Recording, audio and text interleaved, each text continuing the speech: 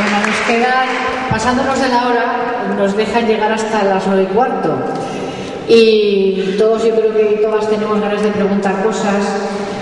Yo os pediría que fuerais muy concisos en las preguntas y me vais a permitir que yo haga la primera. ¿Vale? Nosotros hemos seguido desde aquí, y el compañero Alan antes se lo decía, aquel momento en que la embajada de Brasil fue asediada por los golpistas, ¿no? para forzar la salida de allí del presidente Zelaya y de todos los resistentes que estaban refugiados. A mí me gustaría que nos contaras cómo es la represión en estos momentos y cómo se está organizando el frente para resistir, porque el frente ha nacido, y yo ya tengo un listado de 120 y tantas mil organizaciones que están ahora organizadas, 122 organizaciones que están organizadas y coordinadas, y yo creo que es importante que nos cuentes cómo se organiza la resistencia y cuál es la represión que estás viendo. Bueno, ahí está participando hasta en el último rincón, y más ahora que por la represión se ha reducido la posibilidad de grandes manifestaciones en las ciudades principales. Se ha optado por hacer numerosas manifestaciones, concentraciones en todo el territorio. Se hacen en los barrios, en las noches. Por ejemplo, Bullaranga, que le llaman, tocando ollas, pitando, gritando, haciendo unos minutos de Bullaranga cada noche, hasta en el último rincón, lugares donde nunca había habido una manifestación. Y luego organizaciones de todo tipo, sindicales, campesinas, la mayoría, pero no todas las organizaciones campesinas, pero sin duda las más importantes, más grandes. Las tres centrales sindicales están firmemente contra el golpe y han hecho paros generales en algunos momentos clave. Todas las 5 organizaciones magisteriales, que es el sindicato más importante, uno de los sindicatos más importantes es el de los maestros, tiene 5 sindicatos, de los cuales 4 han estado firmemente en todo momento.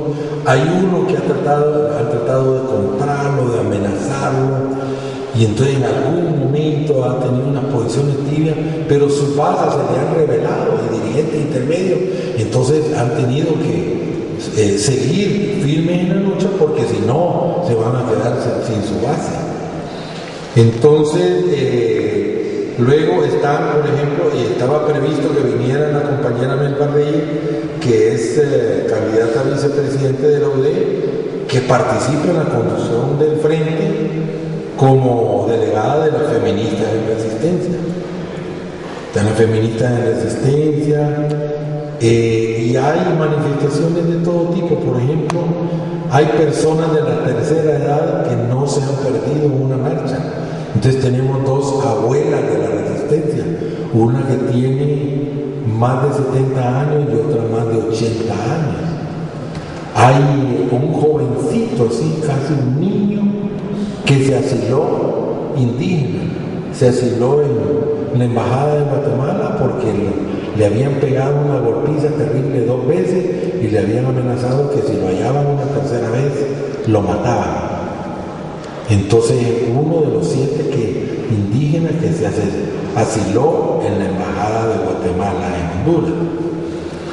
Está la resistencia indígena, gente de la etnia lenca, de los garífunas. Los garífunas acompañan con sus colores, su música de tambores.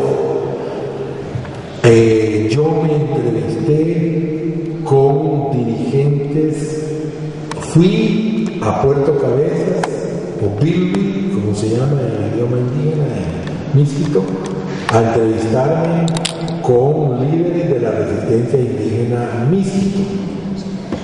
Y ellos me dijeron que solo porque la distancia, que la barbaridad que cuesta un pasaje para ir allá, no se había manifestado, y me dijo que estaban reuniendo ahí recursos para mandar una delegación y desinvisibilizar visibilizar la resistencia indígena, pero me di cuenta que ahí en la Mosquitia el Estado no funcionaba, estaba tomado todo. La resistencia indígena misquita tenía paralizado todo.